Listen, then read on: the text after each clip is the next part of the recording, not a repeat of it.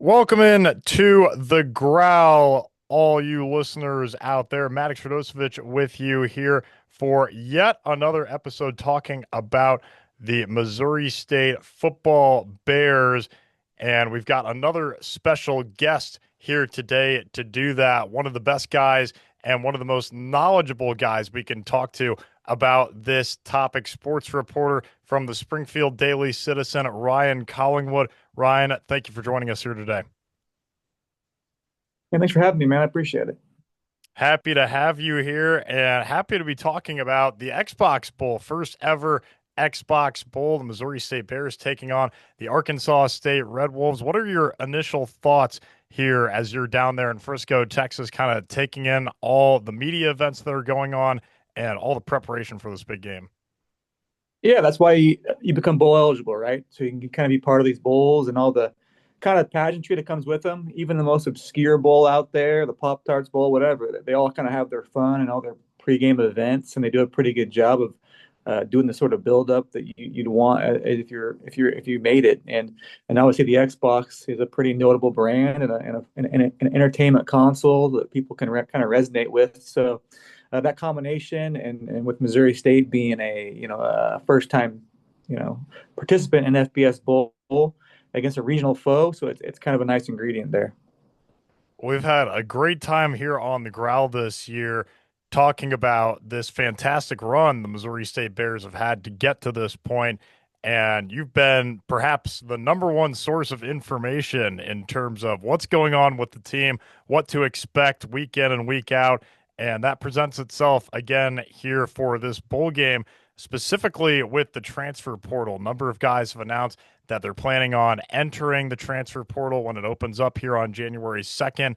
And you have reported that a couple of these guys seem to have the idea that they're going to sit out here for the Xbox Bowl, but there are a few others that may have an opportunity to play. So, could you tell us a little bit about that and what your expectations are for that scenario in particular? Yeah, with the two deep depth chart, they usually the fact they did. Beard told me before he left that Gardner wasn't gonna he was gonna opt out either way, and that reflects on the depth chart right now. And then Westlake was another one of those guys, DJ Westlake, defensive end, another guy. But everyone else, I mean, appears to who have announced their plans anyway. I mean, think about these portal reports.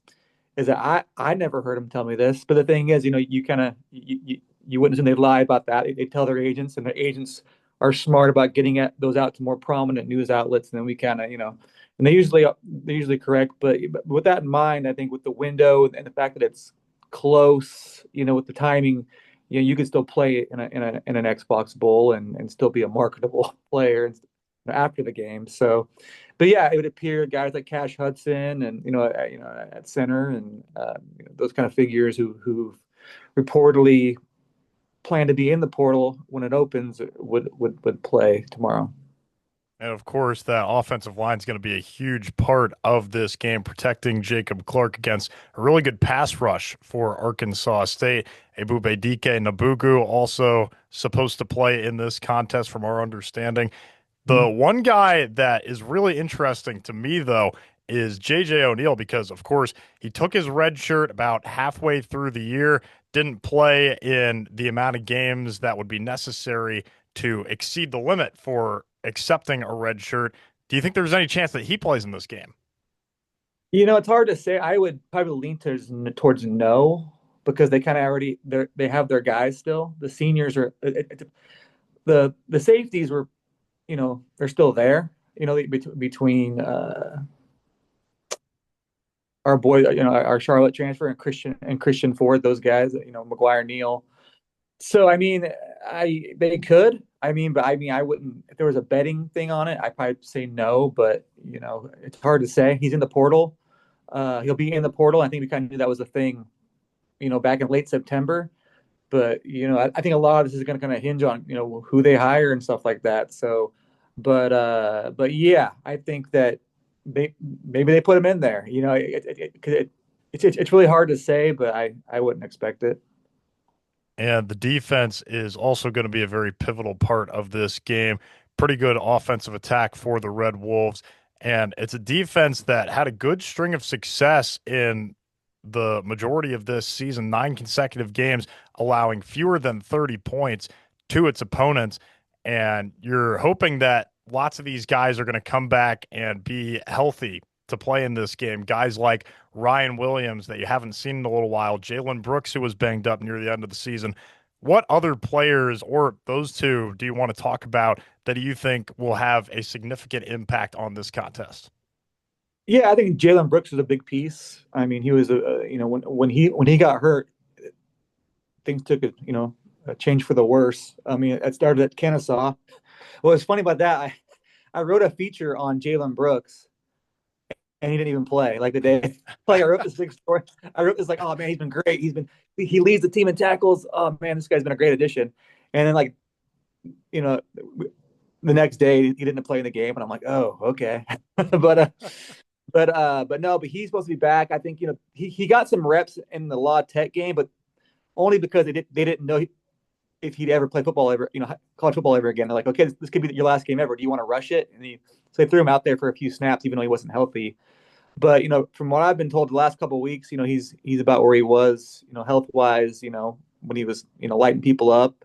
So that's good. Ryan Williams, that's hard to say where he's going to be. I haven't heard too much about him, up front.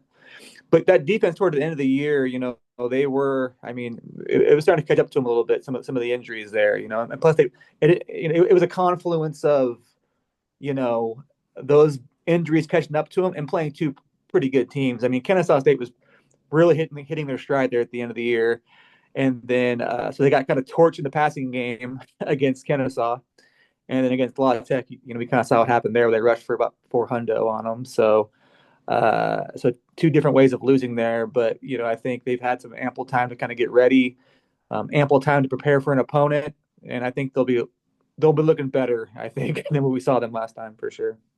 And amidst all that preparation, you've had a bit of a disruption with Ryan Beard announcing his departure, leaving for Coastal Carolina University. What kind of an impact do you think that's going to have on this team? Obviously, it's been a big storyline.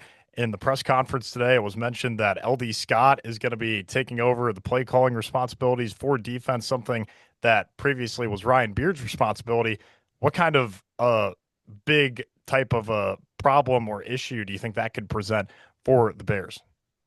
Yeah. I think anytime you lose your coach exactly 1 week before the most probably notable game in the history of your program, and him being kind of the charismatic figure, you kind of, he was kind of like, Beard and Jacob Clark, those are the two faces, that you kind of thought about during this kind of football resurgence, and then to kind of lose one of those leading up to it definitely kind of gives a different feel to this game a little bit, But at the end of the day, unfortunately for Missouri State, their primary figures were seniors.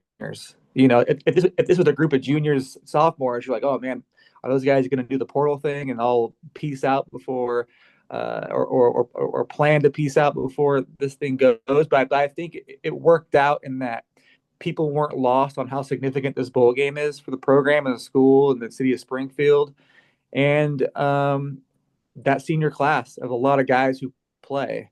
That was kind of a big, and it also helped that Nick was very hands-on, offensive coordinator. And Beard kind of let him do his thing as the OC. That helps in the situation. So I think offense, much of the stuff's going to be the same. Maybe the pregame speech isn't as great, I guess, because that was kind of big. But for all I know, LD will come. And the thing is, Nick, he's a pretty reserved guy. You can tell he's kind of getting used to the spotlight. But I've seen him chew out lots of huge guys. So he has the respect of big, large men who he yells at. So you can think what you want about Nick as far as I don't know, but I've seen him take control of a room and some guys. So I think they'll be fine there. So but as far as LD calling plays, I can't think he's philosophically too different than Beard. Especially now, it's not like you can just like throw away the playbook right before the bowl. So So I expect to see more of the same. It's just that LD will get more opportunities to kind of, maybe throw some wrenches into some stuff. You mentioned Nick Petrino a bunch there, interim head coach now for the Bears. Let's talk about his side of the football a little bit more specifically here. One guy that's really started to emerge near the back half of the season, running back transfer from FIU, Shamari Lawrence. He's still chasing 1,000 yards on the ground for the season, getting very, very close. Looks like he should have it here in the Xbox Bowl. How often do you think they're going to use Shamari Lawrence in this one? And what kind of backbreaker do you think that could be for the Arkansas State defense if the Bears are able to just run right through that Red Wolves defensive line and through that secondary? Yeah, they've kind of exhibited some pretty decent balance. I mean, with Shamari, he's always been a pretty serviceable back, but towards the end, he really kind of hit his stride there. And I think a lot of that had to do with the offensive line kind of hitting their stride a little bit there. That kind of played into it. But yeah, anytime you can kind of establish a run with a guy like Shamari and have the offensive line kind of do what they did those last that last stretch of games there, they looked like a pretty solid group. That really opened things up for Jacob, and I don't think much changes there in the passing game at all. I mean, the thing about Missouri, the thing about what's great. I mean, Tristan Gardner is obviously a great freshman. He's going to end up at a power conference school, but there wasn't like a Megatron on this team. You know what I mean? As far as the receivers, there was a pretty solid group of solid receivers. There wasn't like a guy where you're like, we're just going to feed this guy. We're just going to throw it up there and see who comes down with it. Some of these colleges, they kind of have their established number one. I didn't really see an established number one with this group, and I think that kind of plays into their favor in the situation. Yeah, they've mixed it up all year long. Guys like Dash Luke, Jamarie Robinson, Jaron Askren. Who do you think the X factor is going to be in this contest with a guy like Jacob Clark, who's playing in his final collegiate game, playing an hour away from his hometown of Rockwall, Texas? What do you think the biggest difference maker is going to be in this contest in particular? Um, when they work the tight end, man, it always catches you off guard, doesn't it? When you're like, oh yeah, because like you like they'll like Ashton will come out of nowhere because they'll go 4 games where you're like, oh yeah, they didn't use the tight end, and then when they do it, and you're like, oh yeah, that's why they do that. So this can be a situation where I see Jaron come up with a couple big catches that kind of keep a drive going. It's Missouri State's offense is so predicated on what's given to them, and the way that Petrino does play chess a lot with his guys. I mean, he does scheme a lot of those guys open. Like, so there'll be plays where you're like, why the hell did they do that? Like 3 plays in a row. But it's because there's going to be another home run. Like there's going to be another. They're setting you up for something 4 plays down the line.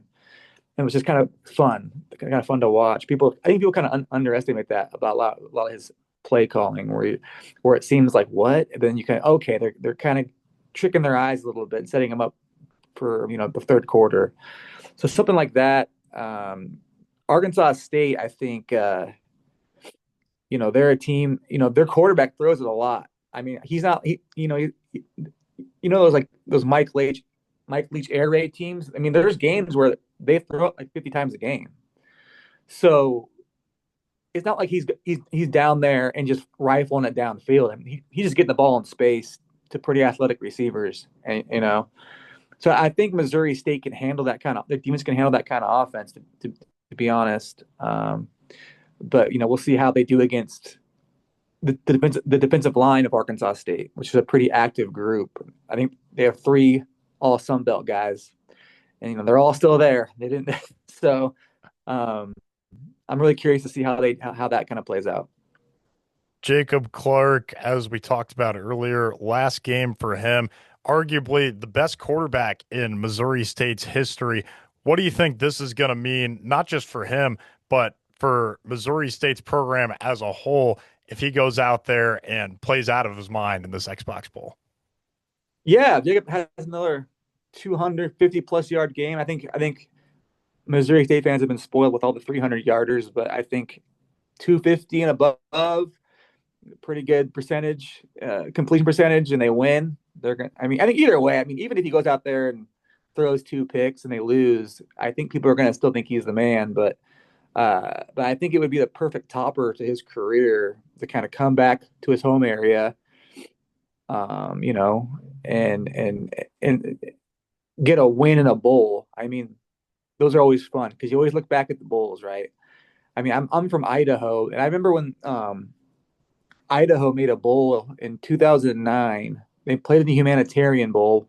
They played Bowling Green, so it's kind of this obscure bowl, but they won in like dramatic fashion, you know, and that's still talked about to this day, like, oh, that drive, you know, because and I think Missouri State's in a situation where, you know, they can talk about, oh yeah, remember that year was their first year in the FBS, and they got into a bowl somehow, and then they won that bowl, and they had that quarterback who got to the NFL, but like something like that would be something Missouri State fans could talk about for a long time that could, springboard them into the future a little bit, for what's to come as they're in their FBS lifespan. Jacob Clark and the Bears will have the opportunity to create that kind of a moment tomorrow, 8 o'clock on ESPN2. But of course, at some point, the conversation is going to move beyond the Xbox Bowl, beyond the postseason, beyond the 2025 campaign. And of course, you start thinking about the future at that point. And the biggest question on everyone's mind right now is who's going to be at the helm in 2026. Lots of names being tossed around. Offensive coordinator for Vanderbilt, Tim Beck. Offensive coordinator for SMU, Casey Woods. Bobby Petrino, Nick Petrino filling in here as the interim head coach. What are your expectations for this next hire for Missouri State? For the first time since I've been doing this thing, this is the first time where I'm like, I have no effing clue. Yeah. I'm not really in the speculation game either. Those men you mentioned would be great. From everything I've read about them. Another guy that I think is worth a look is DeAndre Smith. The great Missouri State quarterback who's now Colts running back coach.